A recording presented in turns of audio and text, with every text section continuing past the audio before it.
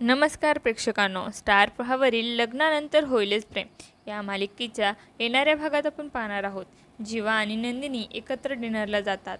यावेळी जीवा नंदिनीला menu card वाचून दाखवतो आणि विचारतो, तुम्हाला काय हवंय? नंदिनी त्याला उत्तर देते, मला डिवोर्स हवा आहे. हे ऐकून जीवा स्तंभ होतो. दुसरीकडे काव्या पार्थला सांगते, आता 11 वाजून 11 मिनिटं झाली आहेत. मागचं काही आज सर्व संपणार आहे. आणि तेव्हा पार्थ काव्याला उत्तर देतो, माझ्या आयुष्यात तुम्ही जितकं करत असतात ते थांबवा. श्रीखंड बनवणे, डब्बा घेऊन ऑफिसला येणे हे तुम्ही आयुष्यभर करू शकणार नाही.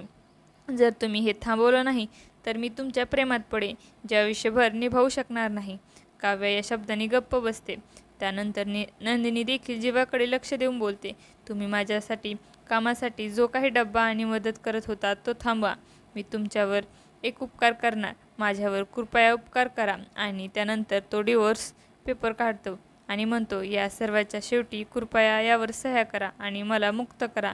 नंदिनी देखील तिचा डिवोर्स पेपर काढते आणि म्हणते, तुम्ही यावर सही करा आणि मला मोकळं करा. जीवाला हा धक्का खूप मोठा बसतो. काव्य मात्र पार्थकडे शांतपणे पाहते आणि येणाऱ्या भागात जीवा आणि काव्या डिवोर्स पेपरवर सही करतात का हे पाहणं खूपच रंजक ठरणार आहे.